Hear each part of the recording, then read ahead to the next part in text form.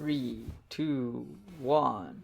Hey guys, what's up? It's Two Dudes Talking, and today we're talking about the MCU. We all know where it's been, we all know where it's going. The question is it worth where it's going? We're gonna find out today. MCU, upcoming movies. What do you got here? Alright, so MCU. Like today is the 5th of September 2020.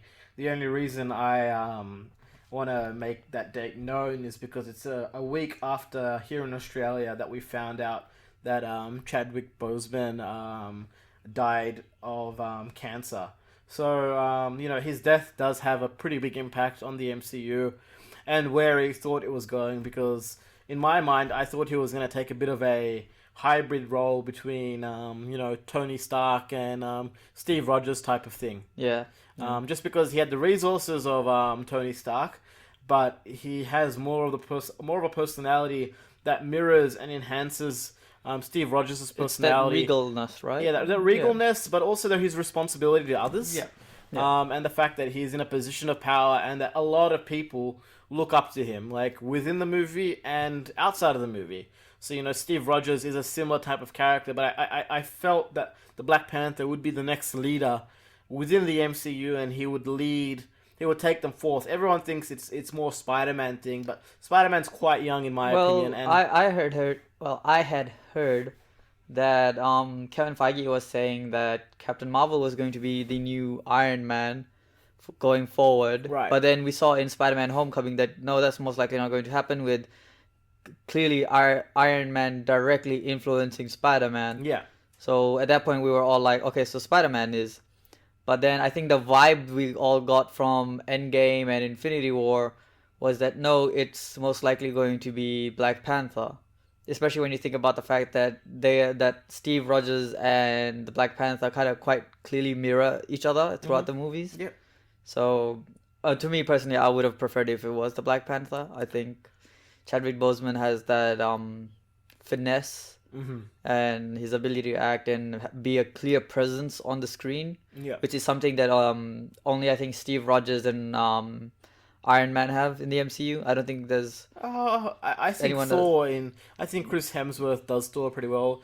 I think Thor. Scarlett Johansson does well as Black Widow. For me, Thor finally started having a presence when he shows up in after Ragnarok. After Ragnarok, I've before then, even in his own movies, I feel like he was kind of sidelined by either the villain or the plot. But I think because the thing is, his personality, as I think Chris Hemsworth himself said, that he didn't like the personality that he was portraying with Thor, especially because when he was reading the comics, like, yeah, Thor is a very, like, the word I guess would be like he's a very monotone almost kind of character, but he has very strong emotions and he acts those out. Whereas in the movies, he clearly doesn't. He was very boring, and Chris Hemsworth didn't want that. So that was why the major shift of tone happened for the third one, because Chris Hemsworth was planning on leaving the role of Thor if they didn't have that. Right. So for me, Thor doesn't. I still think it kind of struggles on having that presence compared to RDJ or Steve Rogers, but as Chris Evans. But I think Chadwick Boseman would have been the right person to helm that going forward. Yeah. But anyway, I don't know. Like, the MCU it's in a state of renewal and rebirth in a way, because we're the people in Phase 1 and Iron Man, Captain America, Thor, Scarlett Johansson's Black Widow. we had Hulk. And Hulk and even Hawkeye. Like, the first Avengers film that came out in 2012 really set it up and really brought home the fact that we're going to get, or we're getting something that we've never gotten before. 5 superheroes in one movie. Like, it was a totally unheard of concept at the time. And, I feel the studios knew that they were onto something big there, because, the audience has turned out. There was midnight releases here in Australia. It was a very very popular thing. And they were onto a winner.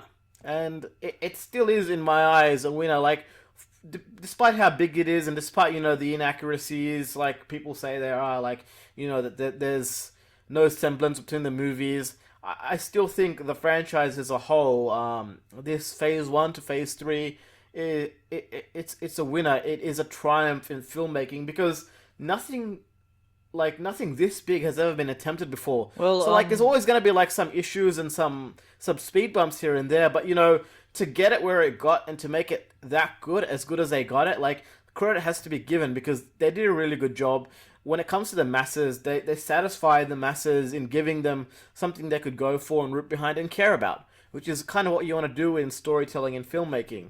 Like going forth here, like we said, Captain Marvel, Spider-Man, Black Panther.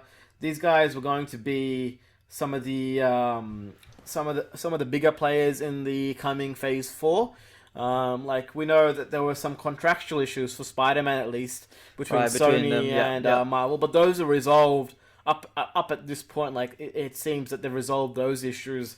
I was a bit worried because given the success of Black Panther, I would have thought they would have greenlit the production for Black Panther 2 almost immediately. to happen like a lot sooner, because the appetite for that movie, because it is a one-in-a-kind movie, even if it does follow a bit of a conventional plot line, it's there. Like a lot of people do want to see Black Panther 2. It has cultural significance. Yeah, it right? does have That's cultural all that significance. matters. It has very clear cultural significance. And it's something that people have been waiting for, and like it's not just a film that like just African Americans or Africans can get behind, but a lot of people from various different races and backgrounds get behind it because it's something different. Anyone who's a person of color can get behind. For me, like when I was watching it, there's the traditional stuff that he wears throughout that movie that is very close to what like our Sherwani suits look like. Right. Yeah. And I noticed that, and I was like, see, this is like bringing our culture through the African culture because we are very similar in those designs. Yeah. And I was like, hey, look the at that. Sirwani suit is the garb that the Black Panther or Chadwick Boseman's character T'Challa was wearing while he was in Wakanda and while he was looking at the 3 new Black Panther suits, or the 2 new Black Panther or when suits, he goes into the Shuri, other realm made. to talk to his dad. To talk to the so other Panthers. it's that traditional type of garb that Dude 2 was talking about there that you see in Indian culture too. Like as a kid, I was always embarrassed to wear garbs like that, because you're made fun of pretty quickly. Because everyone else comes in suits. Yeah. So you might made fun of pretty quickly, but here you have a confident character of regality, strength, and prestige wearing something and wearing it well, almost to the point where it normalizes it to see on the big screen.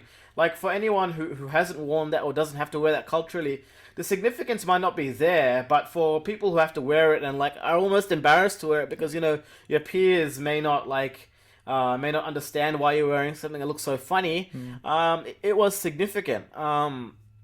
Look, Black Panther was a movie that definitely broke barriers.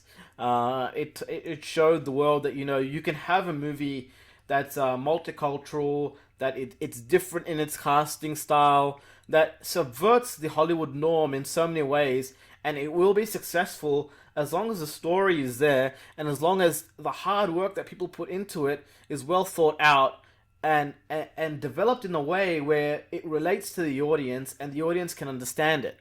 Because like one of the critiques of Black Panther I had when I was watching it was that from the trailers I kind of knew what was going to happen. Now, like you could kind of almost predict the story right from the get-go. You knew that. So spoilers, but like spoiler alert, but we've already said this like before. That, if you're watching this video, then you've really watched these things before. Then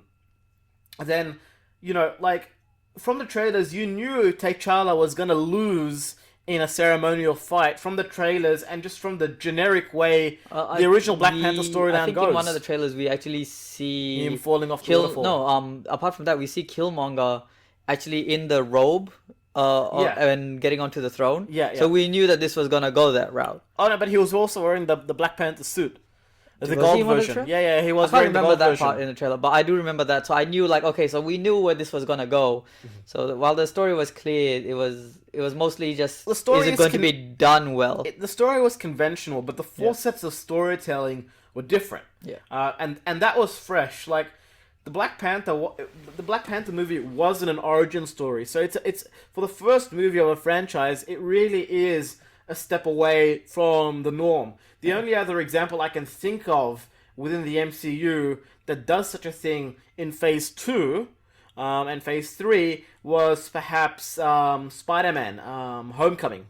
Right, because we because already had that's the not an Australian. origin story. Yeah. Because we know Spider-Man's origin story Who doesn't? from Civil War. Like like that's where Tony Stark picks him up. But like I think this is the first time in a movie iteration where we haven't seen Uncle Ben die. Surprisingly, yeah. But we do have a very hot Aunt May.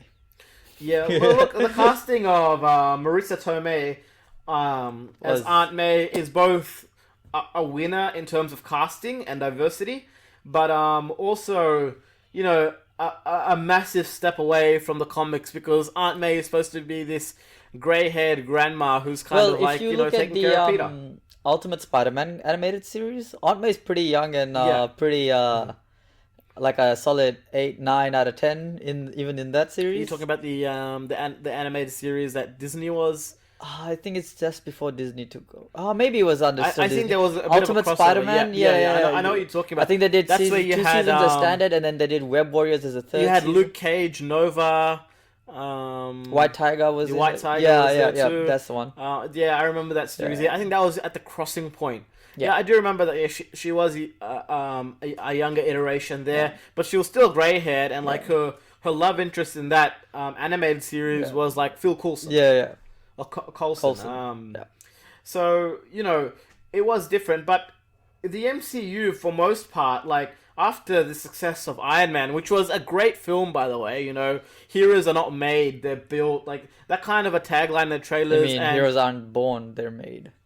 well, yeah, there Unless you go. you're Superman. Yeah, well, yeah, it's lines like those really did set the tone for Iron. When Iron Man came out, I had no clue that Marvel was attempting to do something so big. Like the fact that we got a sequel was a surprise to me, just because in 2008, like comic movies were not at their prominence, No. and it wasn't that they were not in existence. It just was that they weren't as popular as they are now. I think the only thing we had at the time that was a superhero movie that, apart from Blade, which I don't think anyone cared about all that much anyway. Well, no, Blade was cool. No, Blade was cool, don't get me wrong. Especially the first one. I still think the first Blade movie is one of the best, like, superhero movies. I absolutely love Yeah, that but opening you- scene where he just slaughters all the vampires. You do in that realize club. he actually cures vampirism in the first Blade movie. Did it? Yeah, I can't remember. It's been too long. He cures vampirism in the first Blade movie because Hey, they still got the- 2 movies to make. the female protagonist there, she gets bitten. All right. Yeah. So yeah. he cures. They find a cure for vampirism, Yeah. which is Blade's entire conundrum as a character. Yeah. In that he's a But he's daywalker. not going to use it. No, he doesn't use it because he's Blade and there's a lot more vampires out there to kill. But he's got a shot at a normal life. Like I think that was like one of the talking points for me in that film, that you've just solved the everlasting problem of finding a cure for vampires, because vampires just want to become human. Well, some of them at least. And then the other And big Ryan franchise Reynolds was- is in number 3. Yeah. It's I still can't get over his look in that. It's so cringy. Oh, well, it's Ryan Reynolds. Yeah. And then the other big franchise we had at the time was the X-Men series. Yeah, the X-Men series. You had Sam Raimi's Spider-Man. Ooh, that's when Sam Raimi's Spider-Man became a thing. Number 2, oh my god. Number 2 was awesome. Number 2 Number is 2 was a an- peak point. Number 2, that scene on the train, that entire Yeah, train yeah. sequence. To this day, I don't think there is a scene that has replicated that amount of intensity for me while watching like any superhero movie. Well, like Spider-Man 2 was one of my favorite movies as a kid. Yeah. Even though it's not really a kid's movie, but it is one of my Yeah. favorite movies as a kid. Just because, like, it's like one of the first fresh looks at Spider-Man that we get as an adult. Like, Yeah, 'cause he loses it's not his powers, cartoon. yeah. Like, I watched the cartoons back in the day. Like in Australia, we have things like Cheese TV and Toaster TV. I'm not sure if you guys watched it through television from whichever countries you guys are from. But those were the four sets to watch shows like So we had Ultimate Spider-Man as there was a pre-Ultimate, like, so this was like a very like this Spider-Man show was like it was Ultimate Spider-Man, Yeah. but there were a lot of other superhero characters within it. I think I know which one you're talking about. I can't remember it off the top of my They head. didn't they didn't end up finishing that one up. A lot of Spider-Man after a season. A lot of Spider-Man series, they get started, they don't finish. I remember there was like a 3D animated one that only lasted 1 season, if that, and then they just canned it. Yeah. It was, to be honest, I think they were just trying to do that same thing that they had with I think around that same time they had that Iron Man animated series. Remember with the younger Tony Stark? Yeah, but that got 2 seasons and Yeah, but the Iron Man they did that. Didn't take off. They just canned it. no, but they didn't can that series. Like that's a popular series. That Iron Man series that you're No, I talking mean about. the Spider-Man. It didn't take Oh, off right, and yeah, they yeah. just canned it, but they kept the Iron Man, which I still want another season, please. That Yeah. story is so But- not finished. No, it is kind of finished. I want to see what happens from there. Well, the plot lines are resolved. Like if you guys haven't watched, I think it's called Iron Man Armored Adventures. Yeah, I it think is a 3D version of the Iron Man series. So in that show, we have Tony Stark as a 16 to 17-year-old who's still a year off from inheriting Stark Industries from Obadiah Stane. Yeah. It's a great series. Oh, it's on Netflix in Australia. It should be, if you're in the US, it definitely should be accessible on one of the streaming platforms. Maybe it's on Disney Plus because. It should be, right? They have it is a Marvel series. Yeah. So I would assume very much so. But Armored Adventures is on Netflix at this time in Australia. But yeah, it's another great series, but we're kind of straying from the point of the MCU. No, but these are just the things that help build the MCU, you know? Yeah, Like definitely. they definitely built did play their the part. Yeah. they built the nostalgia, they introduced these characters to those who weren't comic book readers. They helped build it so that when the movies came out, at least there was some interest. Yeah. And look, for example, Iron Man, the first one, when the movie came out, because you know me, I've been a comic reader for a fairly long time, as have you been. Yeah. Well, see, you are a more prolific comic book reader than I am. Right. Like Well, in terms of we'll just put it out there. In terms of comic books, the only thing that I used to religiously follow was Nightwing. Right. DC's Nightwing, just because I really like Dick Grayson as a character, As- and like a as- lot of people like Dick Grayson as a character because he's pretty much the personality of like Superman. Yeah, But but like with he's Batman got the skills. body of Batman Yeah, because yeah. you know he doesn't have the everlasting power, so he's a cool character. I did follow Titans for a while. Young Justice, the comic book Right. spawning out of that television series, I followed that too. I was pretty happy with that. But in terms of Marvel, the only thing I've actually followed properly is probably Extreme X-Men. There was a 4-part comic book with Storm. Right. And this character that was able to, I think it wasn't called Clayface, but she was able to mold the faces and the physiques of different characters like they were clay. Right. So it was that character. So that's the one. So that's the comics I've been exposed to. But I'm more of a religious follower of wikias and fictional character biographies. Fair enough. I like reading and troving through those a lot more than going through comic books because it takes less time. And you know, I kind of got into comics. you by read a lot more accident. comics than I do. Like my mom was a Phantom reader, and like those standard comic book strips like the Roadrunner stuff. And so she passed them on to me, and I read those. And then before I knew it, I got onto Marvel as my first thing to read. Yeah. And I started reading around, I believe, War of the Kings, just before the Annihilation Saga started. Right. So I think mid 2000s, late mid 2000s. So that was, so I've been into the comics well over 10 years now, 10, 12 Right. years, something like that. And I remember when I went to watch the first Iron Man movie, there was a lot of like mini. You were still in I was still in high school. yeah. Yeah, I was. I think I was still in year. Were you here in Yeah, I you were was here. I watched it. Yeah. And I was young, and I went to watch the movie, and I could have sworn that was the first time I've seen that many people in a cinema or in a gathered location to do something to do with comic books. Yeah. That wasn't at a comic book store where there's a new release, Yeah. an issue 1 that everyone wants to get their hands on. And I was there, and I was like, these people don't care. They're not gonna come back for another one. Yeah. And then I learned that it was a massive hit around the world, and I was like, will we ever get a second? I never expected we to get never it. expected to Never get a expected second. to get a second. And We got as a a kid, second I one, didn't I even said, okay. realize they were even gonna do a cinematic universe. They got the second one. Apparently, the second one wasn't as good as the first one. I was like, oh, no more Iron Mans for us anymore. But you know, they persevered. Yeah. They the next thing they did within that universe, I think they also did Hulk.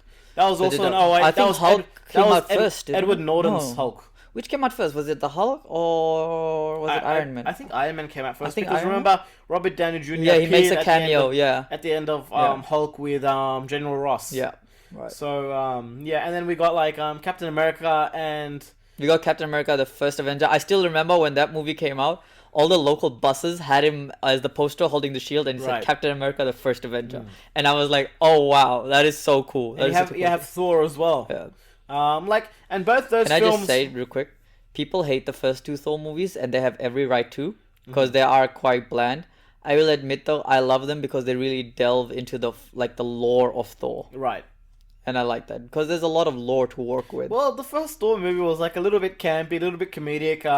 My major issue was that Thor kind of changed overnight, whereas the evolution that Thor undergoes through on a character and personality basis, Right.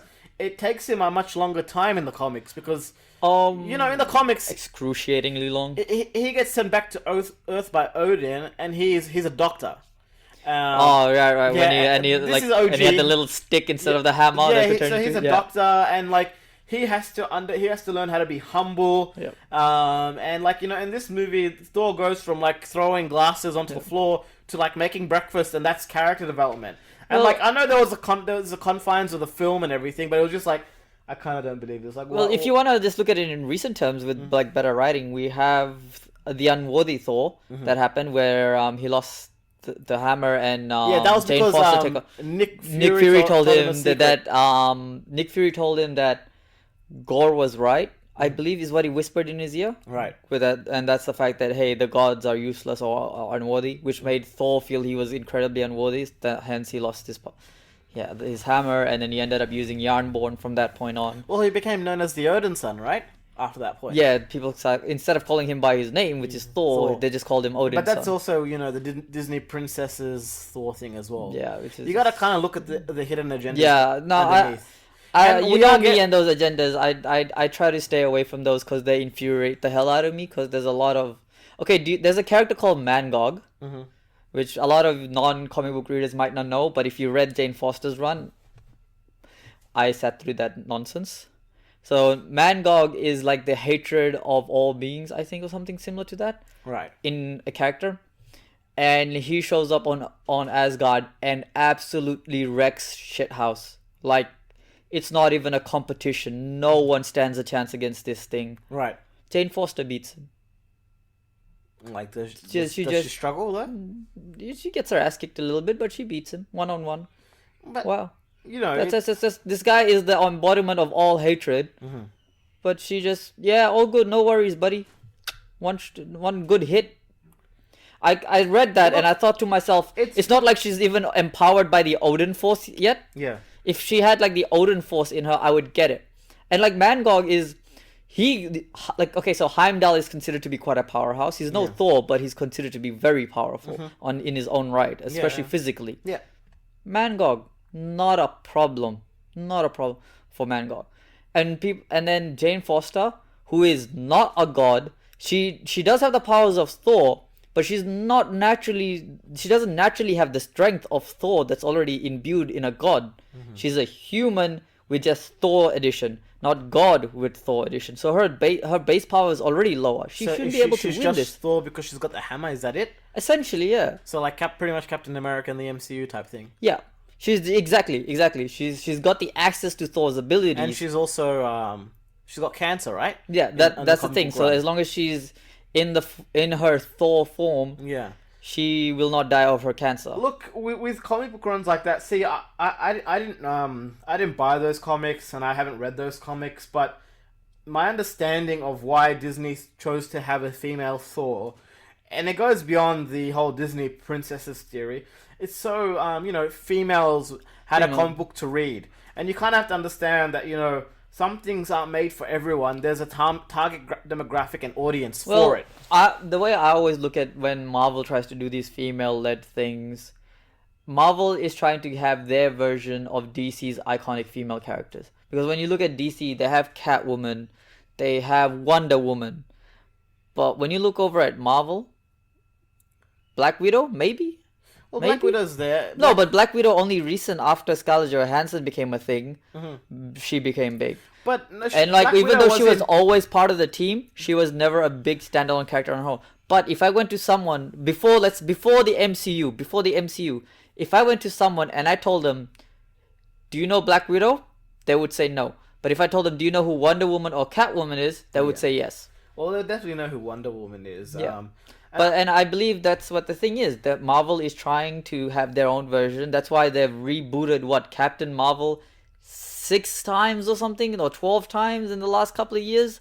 They keep shoving her in things she doesn't belong for. Like, okay, I'm going to this is a bit of a tangent, but I just have to get this Marvel rant out just a little bit, because this is going to affect the MCU going forward, right? yeah, Because Captain Marvel is staying in the MCU, and Yeah. I believe if you look at the MCU Phase 4, she has the last movie coming up. So it's going to be Black Panther, then her movie is after. So they're making her a mainstay. Ultimates, it's called The Ultimates, the comic series, Yeah. right, by Al Ewing, and it's about black superheroes. Right. All the entire team is black superheroes, and it's led by T'Challa, and probably my personal favorite black superhero who just does not have enough comics written about him. Hopefully there will be more. Blue Marvel, absolute powerhouse. He's powered by like dark matter energy. He's very powerful, and they just shove Captain Marvel into there, just out of nowhere. She's just, why do they need her? There's no reason they need her. They don't need her power because they have a more powerful character. They Right. don't need her connections because they have Black Panther. They don't need any of her abilities because there are more powerful beings on that team already. Yeah. They don't need her intellect because there's literally 2 super geniuses on the team already. Why is she there? And they try to offset it. Oh, it's because she's part of the Space Force. And I thought to myself, you realize Wakanda has a intergalactic fleet? Just saying. Yeah. Look, again, like it's about inclusion and diversity. I understand your point. And Well, I'm thinking about lazy writing like this affecting the MCU going forward, because we see that Thor: Love and Thunder, which is an upcoming one, we saw that Taika Waititi hand the hammer of Thor over to Jane Foster. Well, Someone to who Natalie wanted, Portman, to I mean Natalie Natalie Portman. Portman, yeah, but Jane Foster, the actress, Yeah, actor, yeah. the character, and all I want to say is Natalie Portman. She gave up on the Thor movies after the second one. She didn't give up. She just wasn't given a substantial role. Yeah, I and understand she her didn't- argument. Her character wasn't doing She didn't much. want, yeah, but the thing is, she didn't even want to make cameos. Well, she was given. If you saw in Endgame, she was given a Mini cameo. a cameo, and she was there in the credits. So Paul Bettany, who played Vision Yeah. in Age of Ultron, Yeah. in Civil War, Yeah. in Infinity War, Yeah. so arguably 3 of the some of the billion-dollar movies that Marvel has made. There's 3 billion-dollar movies. Yeah. He wasn't given an end credit like everyone else in Endgame. in Endgame. Yeah. Well, he's not in the movie at all. You don't have to be in the movie. Fair enough. Like, there are characters that are not in the movie, but they were given. Do you think A- the a reason credit. Paul Bettany didn't get one is because he was moving towards Michelle other... Pfeiffer was given a credit, and she was in it for 2 seconds. Really? Yeah, Wow. Michelle Pfeiffer got a proper Endgame credit, even though she's part of the next phase as well, and she plays Hank Pym's His wife. yeah. She got a proper credit. How funny would it be if someone mentions, like, just as an offhand, if she was Catwoman? I would absolutely, just like a Catwoman reference, just I like don't a know. small she was there, Catwoman but reference. Paul Bettany didn't get it, and people thought that was weird that Vision didn't get a proper credit in Endgame. But Right. I understood. But look, I think. Do you think there was some kind of issue there with Paul Bettany moving on to No, Star Wars? or... I think maybe there's no issue. Star Wars and Marvel No, but, like, are as under the in- same umbrella. Well, Kevin Feige and Kathleen Kennedy are technically those two companies. While they're under the Disney umbrella, they consider themselves separate divisions. You know.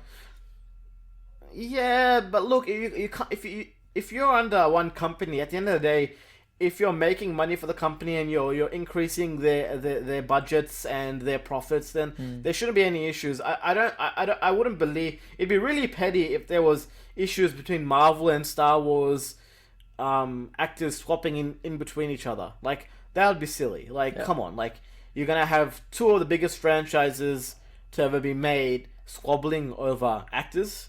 Like, if anything, you'd want that to happen, because then the fans may go from One side to the other. Like, they'd go to both franchises, because the idea that A-listers make movies, it's not a redundant idea. It's an actual idea that works. A-listers, if you have an A-lister on your film, you're assured A certain income. a certain box office. Yeah, Like, yeah. it just happens. Like if you look at Denzel Washington, almost all of his films like box office hits. Except I think there was one in recent mind. I think it was called. It was by the guy who did Nightcrawler. It was called Equalizer 2? no, No. Equalizer 2 was, something I think. Esquire. It's like a lawyer movie. There was Colin Farrell was in that too. Sounds pretty good. Robert J. Esquire or something, and he plays like a lawyer with Asperger's. Oh, I think is Michael B. Jordan in this as well? No, he's not. He's not in. I don't think he's in Unless it. I'm thinking about a different movie. No, but like like A-listers, they make it. So I don't think there would have been this this anger. But I just think maybe they forgot, or maybe they thought like he wasn't that integral. But if you have someone like Michelle Pfeiffer in the end credits, Right. then you should have Paul Bettany in the end credits too, I would say Paul Bettany clearly deserves his because he part in the voiced end. he voiced Jarvis for years. Jarvis for a long years, time. Like, years. I think 5 years before Yeah. he even had an on-screen appearance. and like maybe his storyline wasn't developed as much. But again, like you're giving characters like Rene Russo was and she has no relation to I think the Russo brothers or anything. It's nothing about that. But she plays Frigga, which is Thor's mother, and she's in it for like 2-3 minutes, and she got a proper credit in there as well. But look, I know the Vision wasn't in that film, but he was a big part of that franchise. And Endgame and Infinity War, as much as the Russo brothers and everyone else wants to treat them like individual movies, when they first came out and when they were first envisioned, it was going to be called Infinity War Part 1 and Part 2. Yeah. Yeah. So I get it, like at the end of the day, it's different, but you can't have one movie without the other. And going on to that point, Infinity War is a great movie. It's a great triumph for the MCU. But here's Yeah. where it fails. Go on. The casual viewer can't jump on at Infinity War. They must have been on the train for at least 2 or 3 other movies. I think if you want to jump onto the train of Infinity War, you have to watch. Okay, so this is just me. Mm-hmm. You have to watch all the Avengers movies. Yep. You have to watch Doctor Strange, Yep. because I find that to be at least somewhat integral, Okay. right? Because he is a very integral character to that Infinity whole War. plot, Yeah. right? You have to do Guardians. You have to do Guardians. Yeah, I don't know if you have to do both Guardians, but you have to do at least one of them. You have to do Guardians once, so you know what the hell Xandar is. Yeah, touche. Okay, so we could do. Yeah, actually, yeah, good point. Yeah, so you'd have to do Guardians, the first Guardians. And like, maybe a lot of you guys are hardcore And comic book Black fans and you know Panther. all this already. But for those who don't really follow the comic books and their first interactions were with the films, then this is more for you. But like Infinity War doesn't work well as a pathway in. A standalone. It's like starting the Harry Potter series at number 6, literally. I remember making my parents make me go watch Harry Potter and the Half-Blood Prince, Yeah. and they had no clue what was going on because they didn't read the books and they didn't watch any of the other movies. Now, I read the books and I had watched some of the other movies, Yeah. and I understood what was going on. But, Yeah. like, the film flowed in this way. Like, you could tell where each chapter of the book was. Right. And Infinity War kind of does the same thing, except towards the third act, where, we are now going between 2 or 3 different fight scenes. So we have whatever's going on in Wakanda, Yeah. and we have what's happening in Titan. Yeah. So, it's And it kind of... converges, which is Yeah. and it converges. Can I just say, I remember when Infinity War was first, I think, under shooting or something, or had just finished shooting. Well, Infinity War, and I'm pretty sure they were shot back to back, right? I'm not sure. From what I had heard, they were shot back to back. Scarlett Johansson said it in one interview. At one point, there are 32 characters on screen at the same time. Yeah. And that one quote just got blown out of proportion. People were like, these movies are gonna fail. How can you write a story for 32 people on screen Well, at you one can do time? it. They did it. And they did it. And it did they it well. They proved They did it everybody well, wrong. but Infinity Everybody War wrong. is not a standalone movie. Yeah. You gotta remember that. It's not a standalone Yeah. movie. You gotta watch the other things to understand what's going on. Here's where my gripe with Infinity War and Endgame is. Back in the days when Marvel's Agents of S.H.I.E.L.D. was happening, I really thought, and it would have been so cool if we had a convergence between the Netflix heroes, the Marvel's Agents of S.H.I.E.L.D., and a lot of the other television heroes into the MCU. Now, that would have been cool because it would have given some clout and some recognition to the other The heroes TV we have out series. there.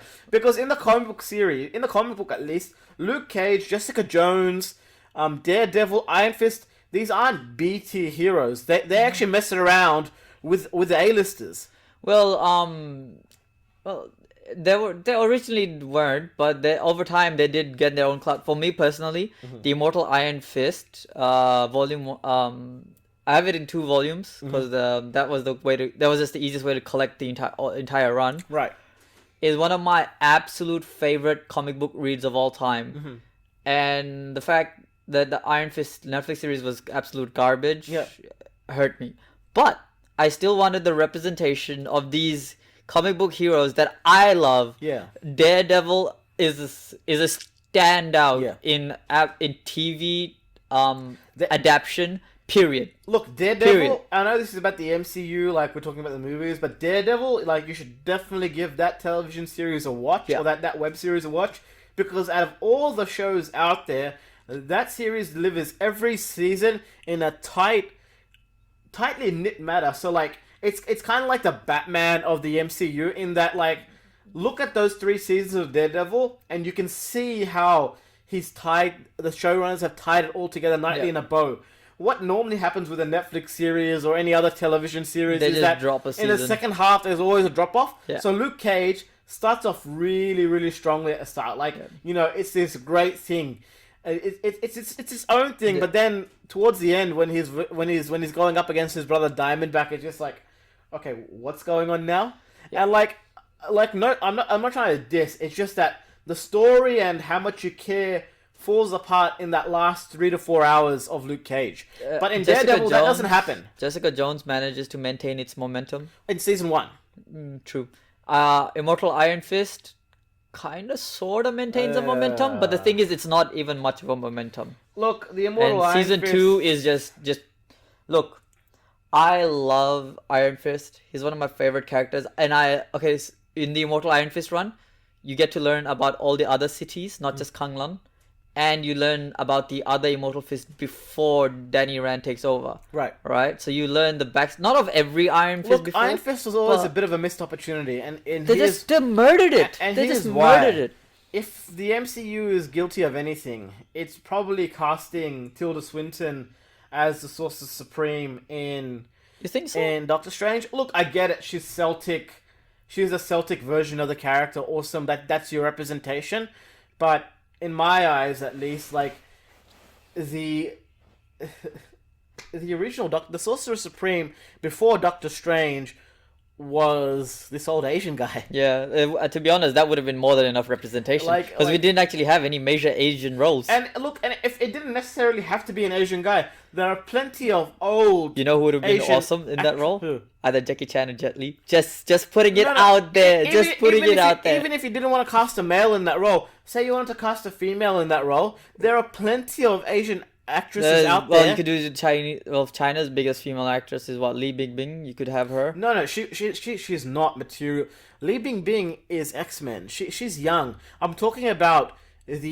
Tilda Swinton brings age and experience to the role. I'm not saying her performance isn't good. I'm just saying, as someone who's got the Asian background as well, I really would have wanted an Asian representing Asian Sorcerer Supreme, because it's really hard to get those characters in there to the forefront. You know, and that's the next big Oh, you know who would have been good? Who's the actress that plays? She's one of the Charlie's Angels, I think. Oh yeah, Lucy Liu. Lucy Liu, yeah, she would have been nice. Yeah, she would have. Lucy Liu would have been very nice. She would have been a female representation and an Asian representation. There were plenty of actresses cast in that role before Tilda Swinton, and making it something, you know, it's of Celtic origin. But guys, it happens in the Himalayas, right? Yeah, Himalayas. It happens in the... Where is the Himalayas? It's in India. Yeah.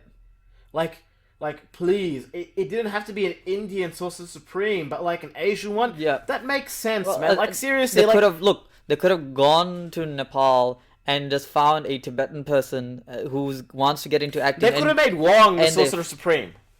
Oh wow, I didn't think that far ahead, but yeah, that's a good point. They could have made Wong the Sorcerer Supreme. They could have just made Wong the Sorcerer Supreme, yeah. I know that kills his future appearances, but it just makes more sense. And like, look, there's no diss to Tilda Swinton. She's a heavyweight. She's an A-lister, and she's a great actress. She does so many. She's done quite a few Coen brothers films that I really like. Like there's if you guys don't know who the Coen brothers are, they're like masters of comedy. You should really watch some of their films.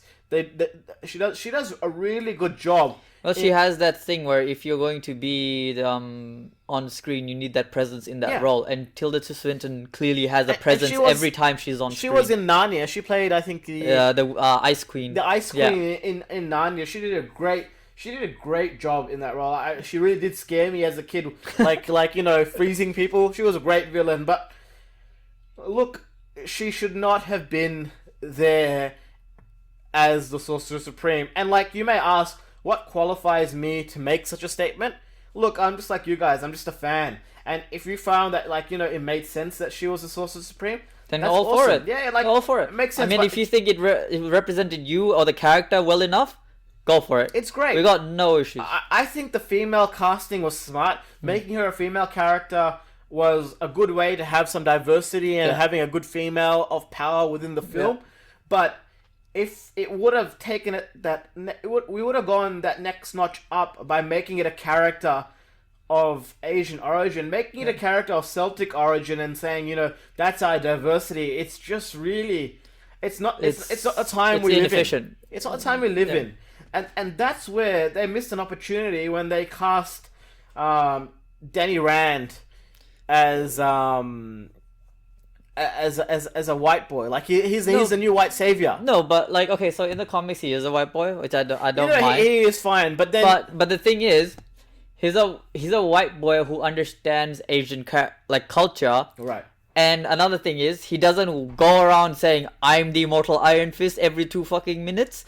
And don't the accent, oh my god, it's so cringe. The way he pronounces words, or I know the actor that got that role. He's a Game of Thrones actor. He's a great actor. Like he was on Game of Thrones. He's done other things too. One of his things was, so you know how there's a lot of martial arts involved in that series. Yeah. He doesn't actually have any martial arts background. Right. It would have been very nice if they actually got someone who had a martial arts background, because his movements are so stiff and cringe. So stiff and cringe. Well, look, with the Iron Fist series, that's kind of what killed it when the choreography wasn't there, because it was predominantly a martial art series. And look, no diss to Finn The Jones. funny Look, thing is, to the make it as an Daredevil has actor is better really hard, and I choreography. understand that actors can't say no to roles, especially when they're just starting out. Yeah. If you were to ask me, if they asked me to take Leonardo DiCaprio's role in Titanic, yes, I would have said yes, even though it's not a right role for me. Yeah. I would have said yes. So you can't blame the actors. They're just taking every opportunity they can get. But, the executive decisions here are like, it really would have enhanced the MCU, because yes, I know we do have some Asian actors within the MCU. We have the TV series, all the TV series, they still come under that Marvel banner, so they're still technically under the Kevin Feige branch of things. right. So they have those. That's why Colleen Wing was so popular in the Iron Fist Netflix series. You think so? Yeah, because she's a character of Asian origin. She took to the role really well. I think she does have that martial arts experience. Because guess what? She's also in Game of Thrones as well. Was she? Yeah. She plays one of the snakes, one of the Dornish snakes. Ah, okay. Yeah, the Snakes of Dawn.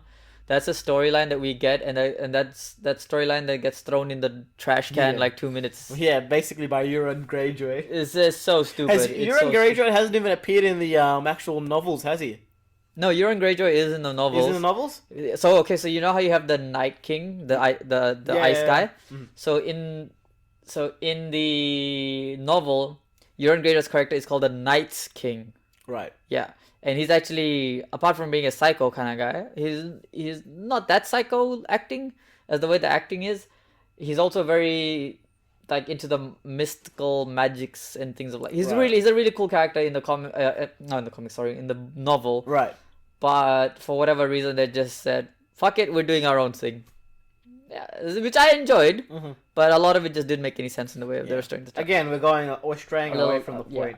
Yeah. But yeah, look, Future of the MCU. in my opinion, count the just so we're doing it now, count the Asian characters within the MCU at the moment.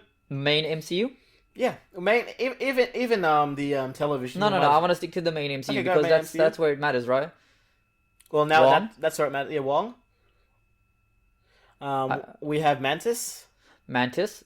Wait, is Mantis Asian or Yeah. is she? Because Yeah, I yeah. thought she was some other descent. She just looks Asian Yeah, because of the yeah, yeah, makeup. it's the easiest way to have inclusion. Just make your characters of color and different ethnic minorities into aliens. That's what always happens.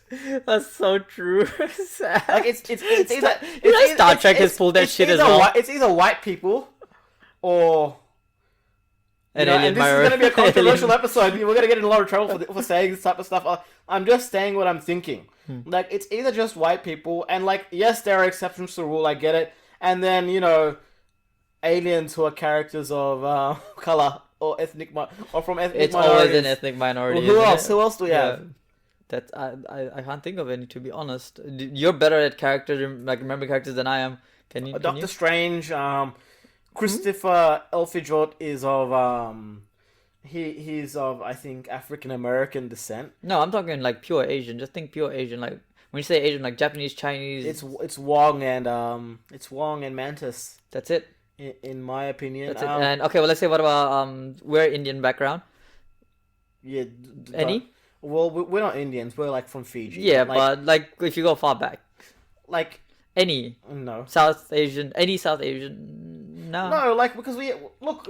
I understand the point. Like Indians have Bollywood, and I don't watch Bollywood because like it's I just don't watch it something- because the content is garbage when Yeah, it's not like, an it's just original something- story. But that's or what they're if gonna it's not say. about It's like something would you cast a Hollywood actor in Bollywood, and you'd think that wouldn't happen as much, but it happens more often than you There's a lot. Okay, so I don't watch it, but my family watches quite a Mm-hmm. bit, and my sister was telling me about all these new actresses and actors that have come to Bollywood that are white but working in Bollywood movies yeah.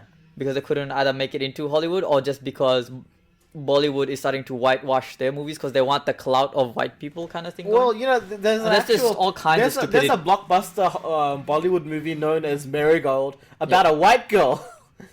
Oh god. So like it's got like this other actor called Salman Khan, and this really is going to something else. Like this is another topic away from the MCU. We're gonna have to dial it back there. But while we're talking about diversity, so this movie is called Marigold, and you have Salman Khan, who's basically a Robert Downey Jr. of Bollywood. Yeah.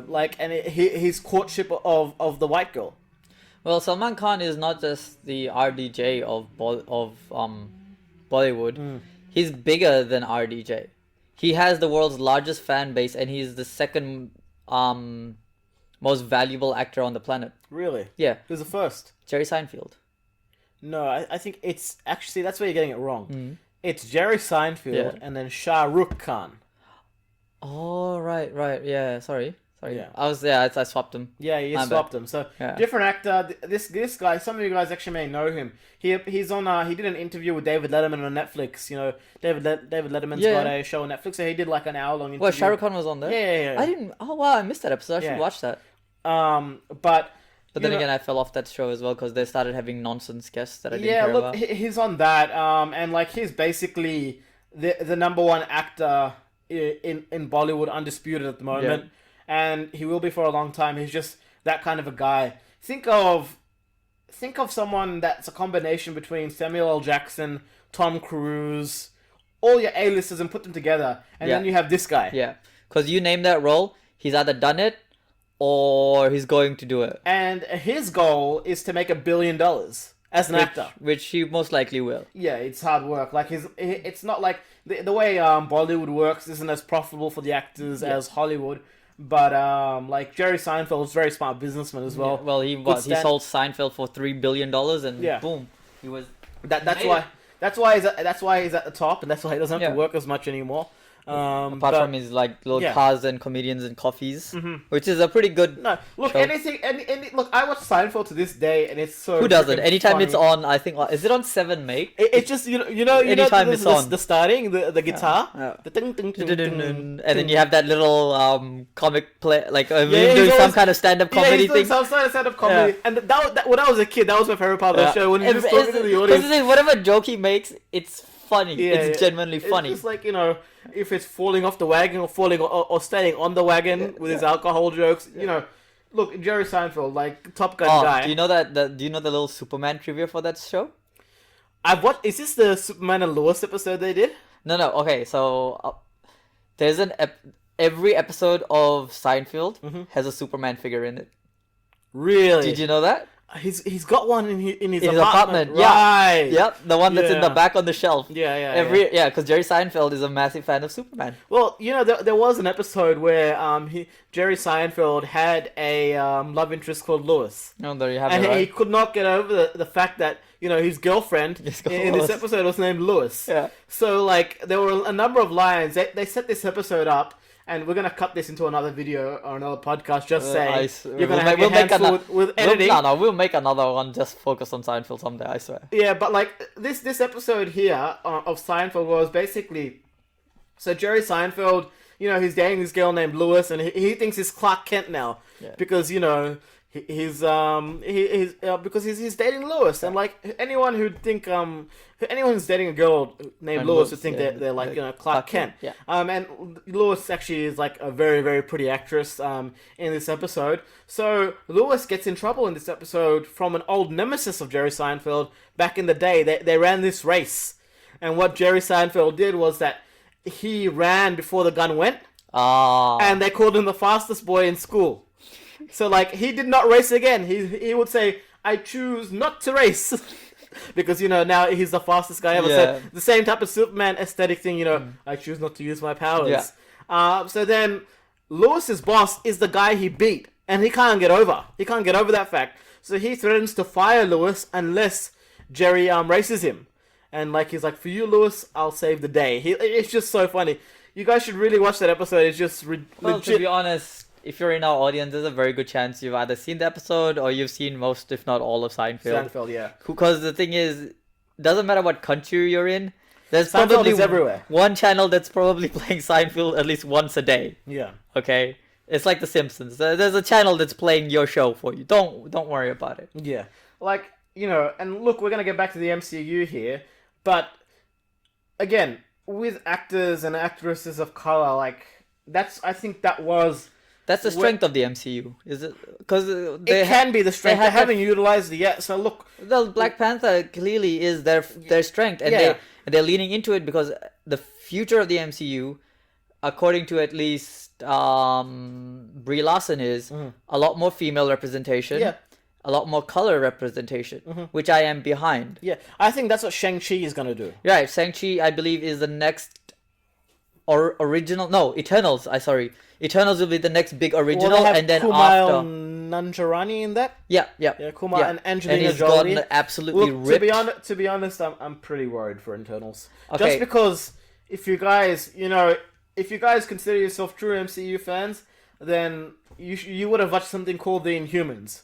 The Inhumans, I thought, were going to be this next massive big thing in the MCU. I am incredibly attached to the Inhumans. Please don't get me started it on failed. that. Because like I said, when I started reading comics, especially when it came to Marvel, it was War of the Kings. You know what that story is based on? It is the wedding of the Inhuman Black Bolt's daughter to Ronan the Accuser. That's how that story starts. How does that even work? Yeah, so what it is Is that like a forced marriage or something? no, it's to merge the empires. Right. Yeah, it's really cool. It's again, really cool story. Definitely read War of the Kings. There's also an offshoot after that, and then you also get into Annihilation Wave and Annihilation Conquest. Obviously, massive story. It's a lot of reading. If you have the time, go for it. Anyway, We'll try to link some of this stuff we're talking about. Yeah. About below. Anyway, my point is, Inhumans, incredibly attached to. I have Black Bolt's standalone issues at home. I have Medusa is one of my favorite female characters. I have her entire run when she was the because after the whole King's War thing, Black Bolt disappears, and she becomes the new ruler of Attilan. But she's not as strong as Black Bolt. No, but she is the next. She is the queen though. Right. So she takes over. Right. And it's her story as queen. Absolutely amazing run. Amazing writing. I don't know who wrote it, if whether it was a woman or a man, but it wrote a woman like absolutely like a Wonder Woman. It was written like she was Wonder Woman. Right. Absolutely amazing. Well, that's good. Yeah. And then I got into this show, seeing that the guy, that one of my favorite actors from Game of Thrones is also going to be Mad Max. I came into this thinking it was going to be amazing. Then I see the CGI. Then I see Black Bolt doesn't look like Black Bolt. Then I see the dog And I'm just like, you know what? I'm out. This is some serious cringe. Y'all done disappointed. And then I heard Where are Eternals. where are these guys in the MCU at the moment? They're not. They're not coming back. They're not coming back. Well, you mean as in the comics, No. Like, or in the Marvel Cinematic Universe. they're not coming. They're not. I thought there would be a convergence point. They're not coming because the simple fact is, look, you know the Eternals. They're essentially the copies of the Atlanteans, the Attilans. I always forget how they're called the Attilans. Anyway, right? Because they're, I think, directly related to how they got their powers or something. Yeah. Anyway, oh no, yeah, there was deviants, humans, and a third group. That's how they became. Anyway, that's getting off track. I was hoping that when we got the Eternals, we would get some more of Black Bolt and those guys coming out. Like, hey, there's also these other guys that are on Earth that are as powerful. Yeah. But we're clearly not going to get any of that. And when it comes to Eternals, I know it's going to focus down on Thanos again because Thanos is an Eternal. Oh, really? Thanos is an Eternal, yeah. So he's the second son? He's the second son, I think, of the ruling king. So you think Thanos is going to be back in the MCU? I don't think he will be back in the MCU, but he will still play some kind of pivotal role. Right. Because the thing is, if they're going to focus on the Eternals, the only way Thanos is in this is if it's a prequel. And I do not think they're going to pull a prequel with the Eternals because the thing is, we already understand the story of the Eternals. They failed in doing what they were doing. Yeah. And the Eternals, they hold a lot of weight, so they're gonna have to write this very carefully because the Eternals is a group of original characters by Jack Kirby. There's no Stan Lee involvement in this. There is no, and most people know Jack is called Jack the King Kirby, right? So, because the thing is, you know, who's my favorite? One of my favorite characters from DC, Darkseid. You know how long I took into getting that Darkseid gallery figure that I wanted. Right. Yeah. I absolutely love Darkseid. Again, Jack the King Kirby. The gods and new gods are Jack Kirby's thing. And when Marvel saw that how well he was doing over at DC, they were like, "Nah, come back, come write for us." And he only came back to write for Marvel is because they agreed to finally give him his own characters, his own right, free of Stan Lee's influence. Right. Because the thing is, they constantly got into arguments between who has the rights to these characters, between the two of them. Right. Yeah, because Stan Lee always claims, no, he made the characters and he also drew the characters. But when you look at all the comics, it's illustrated by Jack the King Kirby. And Jack the King Kirby clearly has a lot of influence. So... Did Jack the King Kirby, like, I know Stan Lee, like, had a net worth about $50 to $60 million. How much was Jack Kirby worth? Not sure. He died quite a bit before Stan Lee and before the MCU ever became like a major thing. Because So I heard that I would assume he was not worth as much. I heard he was done over. He was done over, yeah. There was a lot of issues with Jack Kirby, but comics have recognized this, where he is considered to be the one above all. There's a panel where I think the Fantastic Four meet him, and he's literally drawing on panels. It's quite amazing. So, the Eternals have a lot of weight. They carry a lot of weight because of Jack Kirby. So they have to nail that. Shang-Chi, I'll be honest with you, I don't care.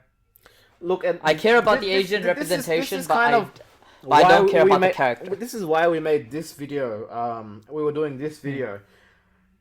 Look, we've had like arguably a really good run, despite my critiques and despite my, it doesn't have enough color or enough ethnic minorities. I really do love what the MCU brought to us on screen because it's extremely difficult to do, and it's very easy to sit here in your own armchair and just say, you guys. You could have changed it. You guys are doing a shit job, or you should change. There's always things going on in the background that that the directors, the actors have no control over. So, like, putting those issues aside, when we finished watching Endgame, my group of friends, even though me and this guy are quite cool, like very good friends, we don't have like our group of friends that we went to school with because there's a bit of an age difference. He's older. But my group of friends said, I'm happy, I'm done. Endgame was the final movie for me.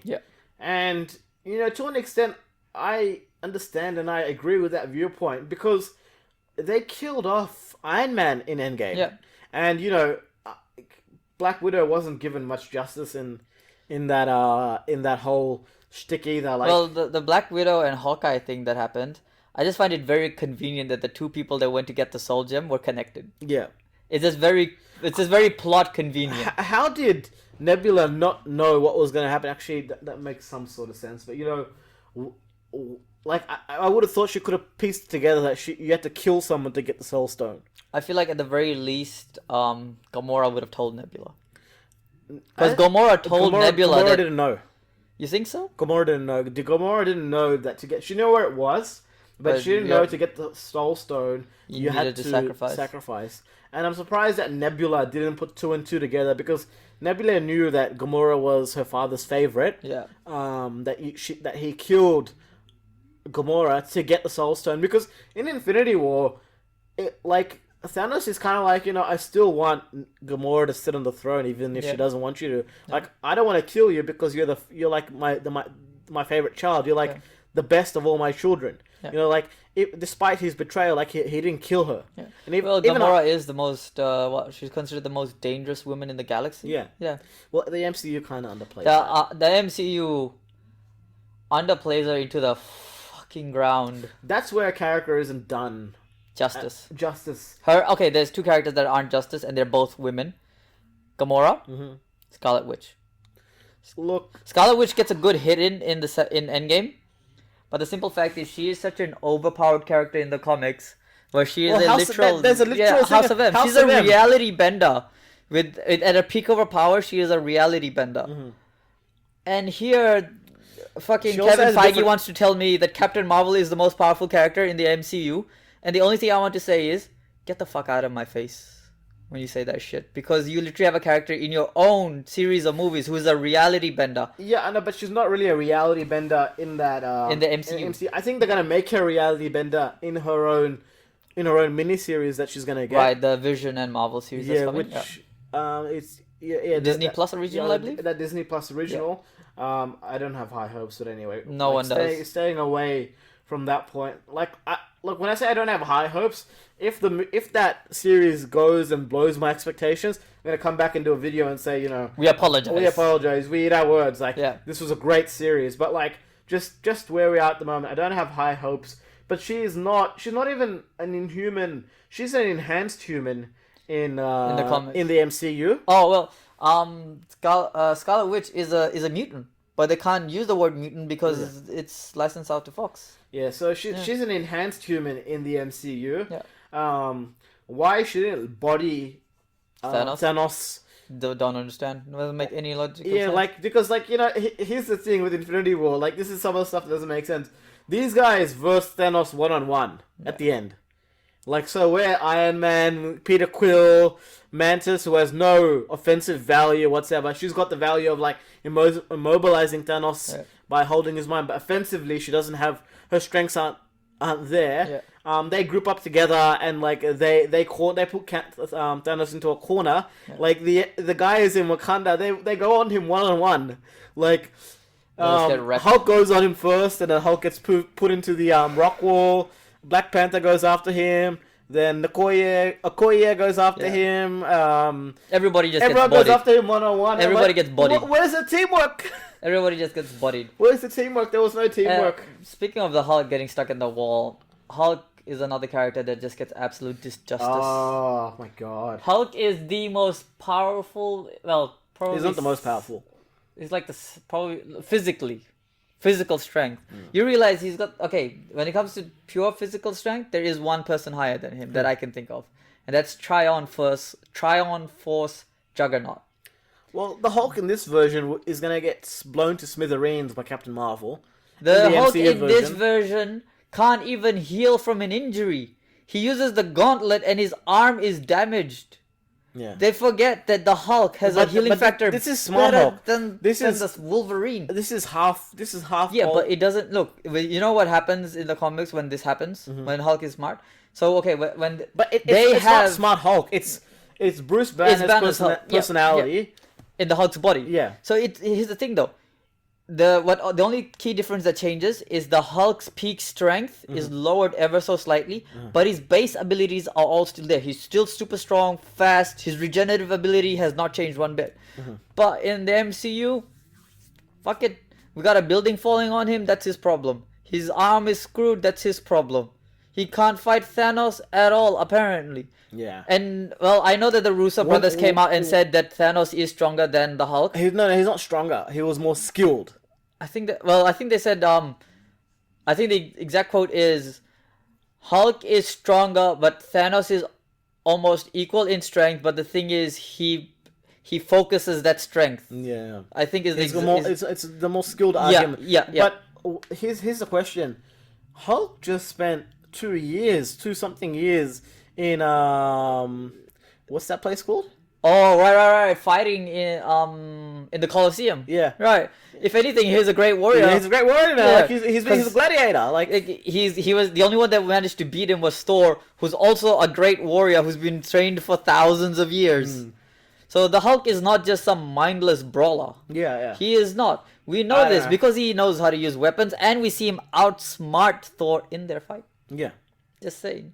Well, he levels Thor in the first Avengers movie. If you didn't notice, Thor actually has to run away. Yeah. And then when Thor starts using his power innately and through his own self, then he starts to equalize and even overpower Hulk. But yeah, that's another character that don't do justice. It's so stupid that we never see Hulk again after Infinity War. And the thing is, and when I say Hulk, I mean true raging hulking Hulk. One of the things that everyone was hoping for was Wall Breaker Hulk, because we had the story of the Colosseum coming. We saw that this is Hulk in the Colosseum, which is from Planet Hulk, right? Yeah. So everyone thought that's Skaar, right? They're on the planet Skaar. Yep. And that's what his son gets named after as well. Yeah. But anyway, that's a comic thing. But everyone thought, since he lost to Thanos in Endgame, we will see Wall Breaker Hulk because Black Widow is going to die. Because there was some leaks about the comic strip that Black Widow is going to die. But they don't even pay off that relationship. No, nothing. He gets angry and throws a bench. And here's the issue. I think the Russo brothers had a key distinction about where Joss Whedon was taking the relationship. Yeah. And look, when the relationship between Black Widow and Bruce Banner was kind of introduced in Avengers Age of Ultron, it's kind of left field. It's comes out of nowhere. It's you guys are into each other, and Well, it worked. She was the calming voice in his head, and the thing is, we know that within the MCU timeline, there's years that we're not seeing, so they can develop in that time, And but she is the one that finds him. Yeah. So they've had that connection for a while. But anyway, moving on to the next movie that's coming out in the MCU. What's after that? Black Panther 2? No. Well, look, this is all we know so far. We're going to get Shang-Chi. That none of us are going to watch. We're going to get Doctor Strange too, which is going to be a horror film. It's Thor, Love and Thunder. Thor, Love and Thunder, then it's Doctor Strange into the multiverse. So Thor, Love and Thunder, as far as I can tell, it's going Jane Foster becoming Thor route, as far as I can tell. Yeah. I haven't read any leaked scripts, so I don't know. So this is pure headcanon and speculation. Yeah. But if it goes that route, I will be watching that movie, don't get me wrong. I went to watch Captain Marvel because I fell for the stupid-ass marketing ploy that this was stuck in between these two major movies. It wasn't. Alright? And there will be something important to do with the Endgame movie. But now it's the last fucking 2 minute. If that much is in the end credits, not even. Yeah, no, not even. So I will still watch this. I still don't understand how that film made $1 billion. If you guys in the comments know how that film grossed over $1 billion, I'll tell you how it broke. Let me know. I can tell you exactly how it grossed $1 billion. You know that movie? Yeah. Captain Marvel was slated to come out way sooner. Did you know that? No. Yeah. Captain Marvel was slated to come out way sooner. I think it was supposed to come out a couple of years before it actually came out in the theaters. But it was clear that no one cared about Captain Marvel just from her comics. Because, any character in Marvel that's in an upcoming movie, read the comics. They'll push that character to the forefront. Right. All the time. Right. Yeah, Iron Man was never a forefront character. Iron Man was always considered a B hero. Yeah, that makes sense. He was always considered a B hero. Then when RDJ took on the role, they started pushing him to the forward of the Avengers team. And started bringing on that dichotomy between him and Cap and whatever. Okay, whatever. No, but Civil War was before. Yeah, no. But as in my point is, they realized we can capitalize on this character. We can capitalize on it because there was no one that was there that was like an exact match for Cap. So they Right. turned it into Iron Man. But and then the simple fact is, Spider-Man and Thor are a whole different tier. They're just a whole different tier. I'm not sure about Thor, but Spider-Man is his own universe. He's his own universe. He might as well be. He's so popular. Thor on hasn't his reached own. that level yet, I don't think. I think it's closing. Yeah, There's- especially there's okay. no Thorverse. There's a Spider-Verse. No, There's but no Thorverse. Thor's okay. Donny Cates' run on Thor, Mm-hmm. everything from the God Butcher to now, where he is Thor, the God of Thunder, and he's also the All Father, and he is a Herald of Galactus. Right. Is probably one of the most amazing runs of Thor. Period. Thor God Butcher is my favorite run of Thor. Period. Right. It is an absolute amazing read. If you have not read it, read it. You owe yourself that much. Read Thor God Butcher. Gore the God Butcher. It's absolutely amazing. You can get it in 2 volumes. If you can't be bothered collecting issue by issue, get the 2 volumes. I have the 2 volumes hardcover as well. It's absolutely amazing. Thor is head and shoulders above everybody, and Spider-Man is head and shoulders above Thor in the comics. And Captain Marvel, who they've been pushing so hard to be the next frontier of comics and the movies, is not happening. Well, And they realized the movie was not gonna make this movie was not gonna make them any fucking money. They knew it, but it did. no. If they had released it sooner, they Right. knew because it had no weight. There was no weight to this movie. But they knew if they dropped it in between, I'm telling you, you know me. I come from a marketing Do background. you think Disney bought their own tickets? Because that's the I have that's heard- the accusation that's being leveled heard, out. Okay, I don't want to get into those accusations because I have no proof of this fact. Yeah, I don't have it either. I have no It's proof just of like this fact. like accusations being leveled out by Yeah. various media outlets. There's a lot, which is the thing, right? When that many people report independently of each other that Disney has bought cinema tickets, but no one has actually showed up to watch the movie, it is very scary that Disney is willing to go to that length. Well, that's what we know. Apparently, they did that for the Endgame because they wanted to be the #1 film Yeah. of Avatar. Well, I think Endgame, when they re-released Endgame, I think they were gonna hit it anyway. But let's face it, Infinity Wars was they're such- still not like when you adjust it for inflation. Yeah. Endgame still isn't the highest grossing film. Avatar is still above it, and there's something above Avatar called Yeah, Gone, with the Wind. Gone yeah. with the Wind. I think everyone knows Man, that what Gone the with the hell? Wind. What the hell is that movie? You cannot fight Gone with the Wind. It's That stupid. got cancelled out too because of the the racist stuff it has in there. Yeah, it was. I think was it Hulu? Was it Hulu that kicked it out first, or was it Disney? I don't know. How does the movie gross that much money back then? Well, is it the amount of money it grossed, or is it just the simple inflation rate going out of whack? Maybe, but Or is it a bit of both? right? Yeah, I didn't think of it that way. Yeah, no, makes Yeah. sense. Hell, if you think about it, like imagine if you think about it in just German franc terms, and then you add inflation, holy shit, that movie would be so far ahead. There's no point in even no. thinking about it. Anyway, what's after? So we have Guardians Thor... 3? No, there's no Guardians 3 on the slate. What? Yeah, so the next one, because Guardian 3, It's in pre-production. no, Guardians 3 is in pre-production, but we do not know if it is in Phase 4. It most likely will be Phase 5. So stupid. It's incredibly stupid because the thing is because you remember the scandal that happened with James Gunn Yeah, about yeah. his joke that he made years ago. It was alt right or alt left. Well, James thing. Gunn. Well, the thing with James Gunn is he's always been that kind of guy. He's like when he first started, his whole stick in comedy and movies was he made very like dark humor things because it was his signature of standing out from the crowd, Right. right? And then props to Mr. Batista himself for always sticking by James Gunn. He was, I think, the only one that was so vocal about it. No, Zoe Salana and the rest. No, of them no, but like Batista, almost because I follow him on Twitter, Right. almost every day he tweeted about it. It was crazy how hard he pushed for it, and I thank that man because I think that James Gunn, the way he did Guardians 1 and 2, I don't think anyone else could have done that. The first Guardians movie, is a standalone hit on characters with no basis. Right. Because in their comics, they're pretty boring. like the original Guardians. You know Star-Lord in the comics before they changed him up to look more like Yeah, Star-Lord. original He's like a military guy. Yeah, he's so military guy. strict and by the rules and by the books. The first time I saw Star-Lord was in Earth's Mightiest Heroes. Heroes. Yeah, and right. He's like just a strict military guy. Yeah. Because he's actually taking that Star-Lord title quite seriously. Yeah. And the It's an actual Guardians. title. It's an actual title. Yeah. And Guardians of the Galaxy are an actual unit. And that's the other thing. Like Ego isn't Peter Quill's dad in the No, comic. He comes from a race of what are they called? Elders, I think. No, it's not elders. No? They're called. I know, like they covered this in the Disney version of the show of Guardians of the Galaxy, but he comes from like Celestials? no, it's got their own race. He's the king's son.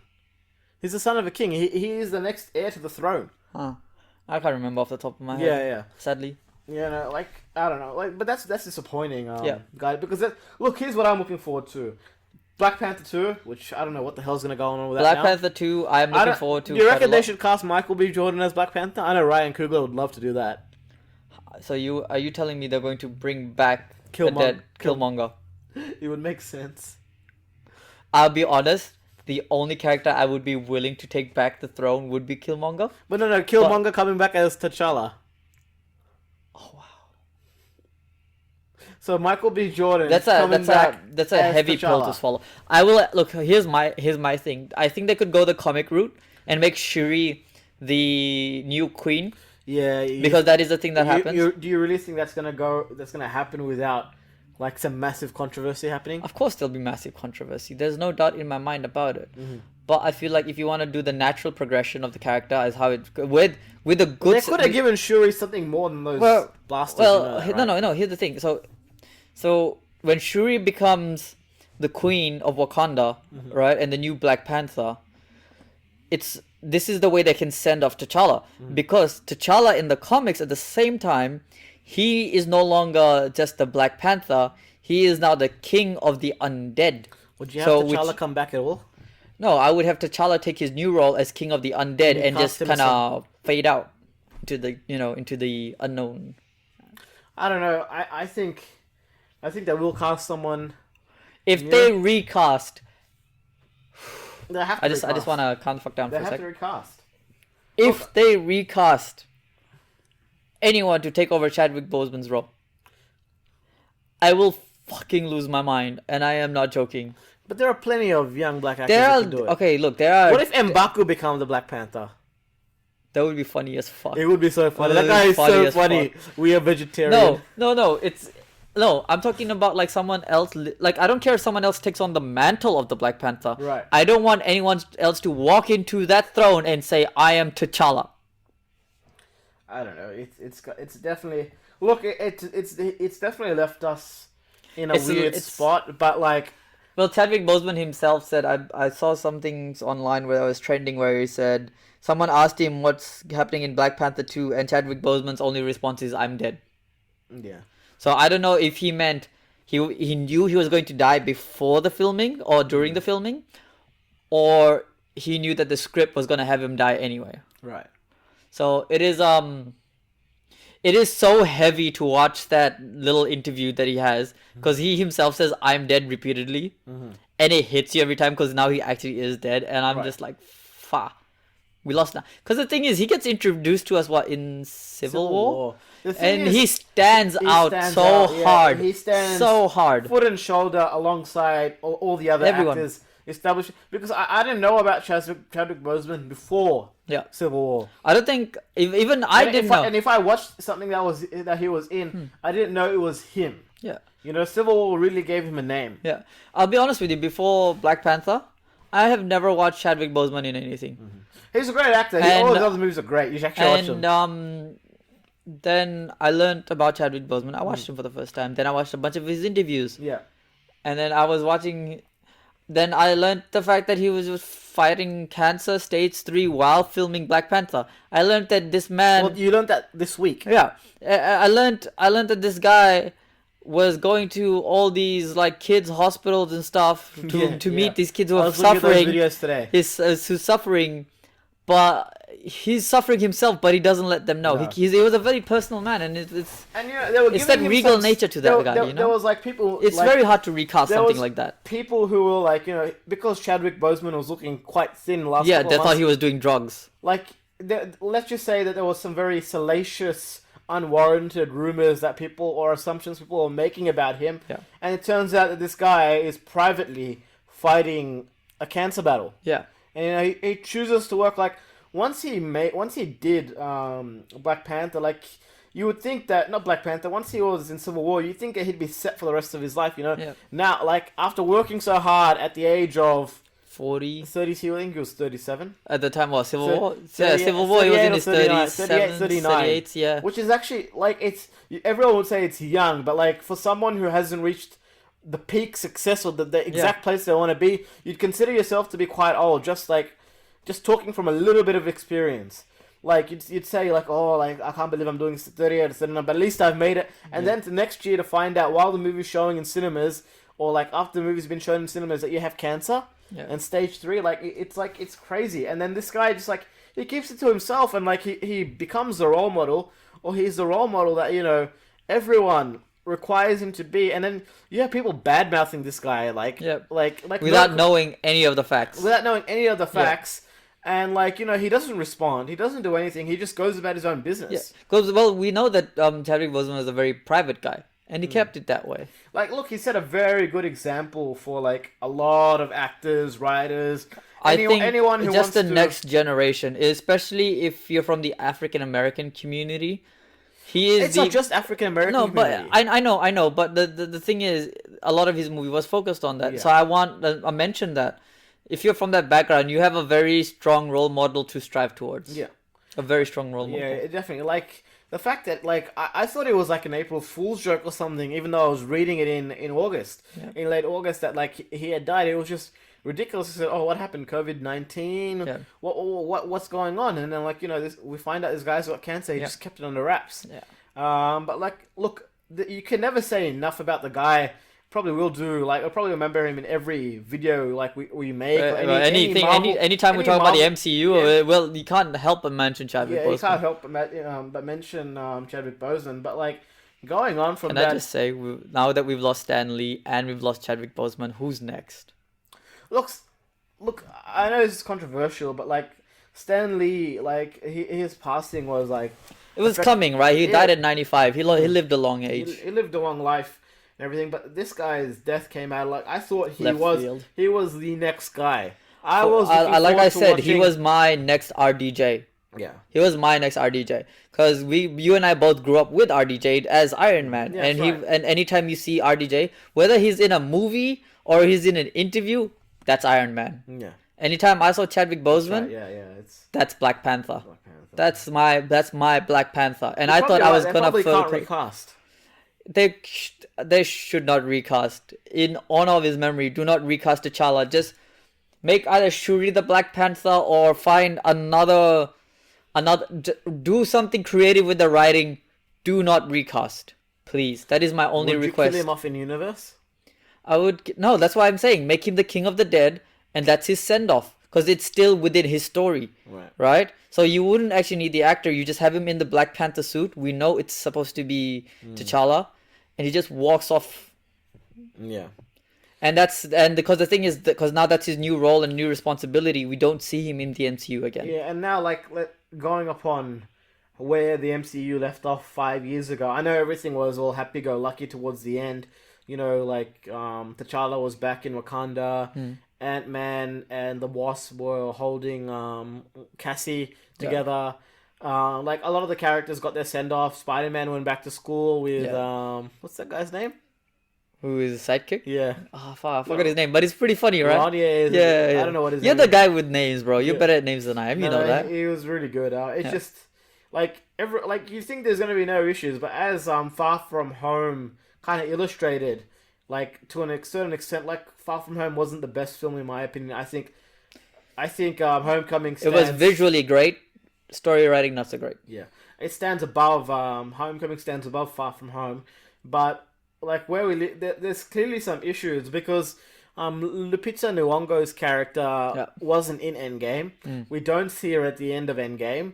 So it probably means something happened during those 5 years. I think I was watching Endgame last night. And I thought I did see M'Baku in that final fight. Right. But I know we see his friend, the one that has the rhinos as the thing. no, we don't see him. No? No, we don't see I him. feel like we saw him. Oh, it's just because those guys that come out, they have the cloak. We don't see the border tribe. We don't see the guy. The guy from Get Out who was in the border tribe. No. That actor's up and coming. It'd be cool to see where he goes. You know, he was in one of Rowan Atkinson's films, Johnny English. Really? Yeah, he's in Johnny English. I think it's 2 or 3. Okay. Yeah. Well, I love Johnny English, so I'll have to rewatch those to see where he's. Yeah, where part he's in one of the Johnny Englishes. It's actually quite good. I love Rowan Atkinson. That man is a genius. He's managed to land a plane during an emergency, and Are you serious? yeah. He's quite gifted. I mean, he did go to, I think, Oxford, so it's no surprise. And he has an electrical engineering degree. Really? Yeah, he's stupid smart.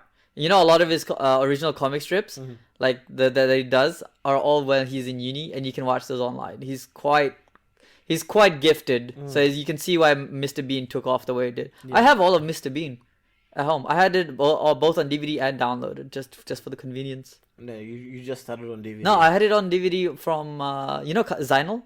Yeah, he gave it to me, all of it. Right. Yeah, my cousin, he gave me the entire series. Right. So. Yeah, I don't know where we exactly go from here. Well, the last movie on that list is Captain Marvel 2. Do you care? My only question is, okay, this is my question to the entire fan base. Do you care about Captain Marvel 2? This is what I'm gonna say. I'm probably not the intended audience for Captain Marvel. It doesn't matter if you're the intended audience or not. We weren't the intended. The entire white people that went to watch Black Panther, were they the intended audience? Probably not. Probably they were. No, most likely they were not. Okay, how about this? Here's a whack one. I love the Barbie movies because I grew up with them because of my sister. Right? She watched them all. I'm not the intended audience, but I still watch the ever-loving shit out of it. Rapunzel is still one of my favorite movies, no one can talk shit about it. I probably will not go watch Captain Marvel 2 There you go. in cinemas. If it comes out on Disney Plus, I'd give it a go.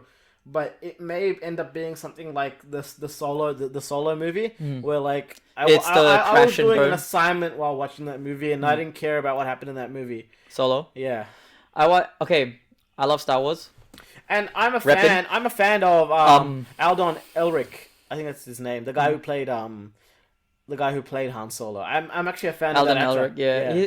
Okay, here's my thing. So from what I heard, Harrison Ford actually came to the shoot and gave him pointers on how to copy his mannerisms as Han Solo. And he gave it his best shot, but my problem is he just doesn't look like it. Did you see Nathan Fillion's YouTube thing? No. Nathan Fillion dressed up as Han Solo and did his own hey, cast me as Han Solo. Well, you do know Nathan Fillion was in Firefly. Yes, I know. And he played a space cowboy in Firefly. Yeah. So essentially the same role. Yeah. But here's the thing. Nathan Fillion looks the part and he acts the part. He's so on point. He's older as well, though. It's fine. They want to cast a young guy. I know. Could you cast Nathan Fillion alongside Emilia Clarke? You couldn't do it. I think you could still build it off. He still looks fairly young. Not young, but his age isn't showing quite yet. You just couldn't do it. You could not cast Nathan Fillion alongside Emilia Clarke. It just wouldn't work. Fair enough.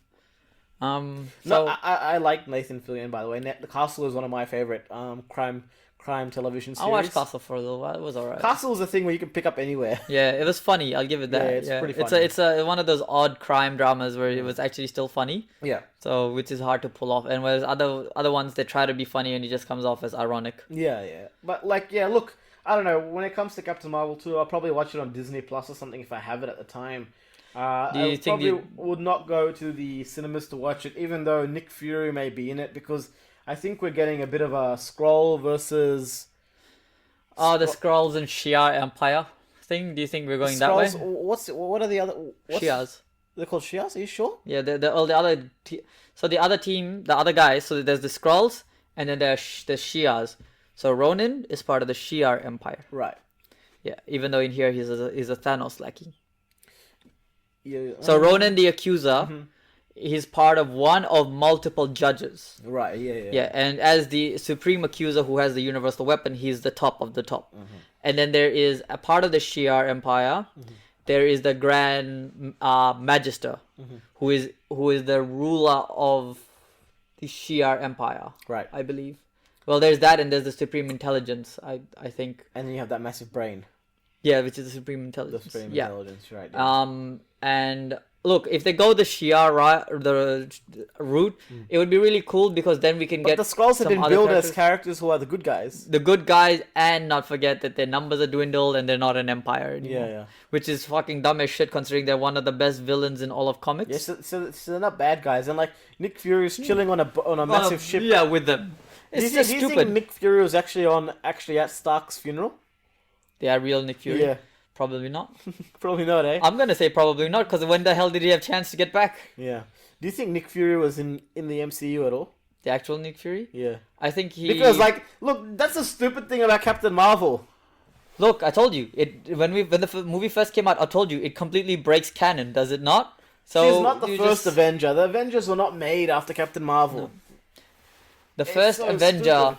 will always be Captain fucking America. Yeah. Look, America's ass is the first Avenger. yeah. Well, I think that's why she has a bit of a diminished role. Like, they made such a big thing about it after Infinity War, and she's, in it for, like, all of 10 minutes? Well, the Russo brothers literally did all they could to rat her out of it. Did you realize that? You think so? Yeah, I know so, because they They said wrote it. her into it, though. No. So they wrote her into it because they had no choice. Because the original script for Infinity War and 2 didn't have her. They wrote her into it because they had no choice. Because they knew, okay, yeah, so Captain Marvel is now coming out in between. So we have to write her in. Right?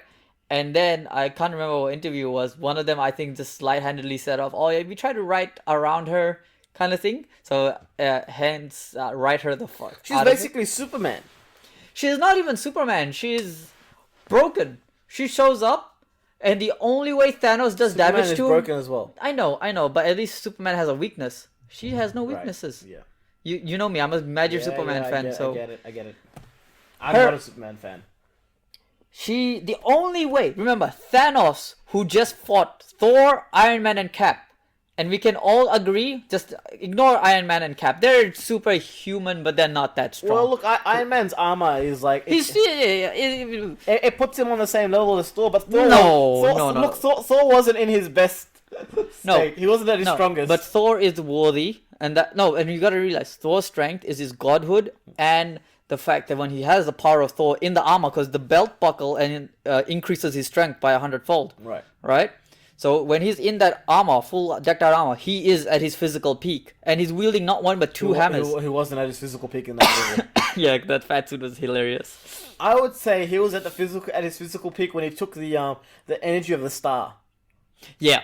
So he took it and he came back, and then he was like on the same level as Thanos. Yeah. And that was a Thanos that had like 5. He had all of it. And here's the thing: the Infinity Stones don't even work the way they should be working in the films. No, the Infinity Stones are so overpowered, and yet Thor has Because Stormbreaker, which can just because Captain Marvel, Ignore Thanos is wearing the Infinity Gauntlet, and he tries to punch Captain Marvel, and nothing happens. Well, the thing is, she's so broken and so strong that he has to take the Power Stone off it. How does that work? I don't understand, even though the Power Stone's actually on the on gauntlet. the gauntlet. Yeah. So he takes the Power Stone off it, fuses into the other hand so that hand is stronger, even though it's already on this hand, and then he punches her with it. I don't know.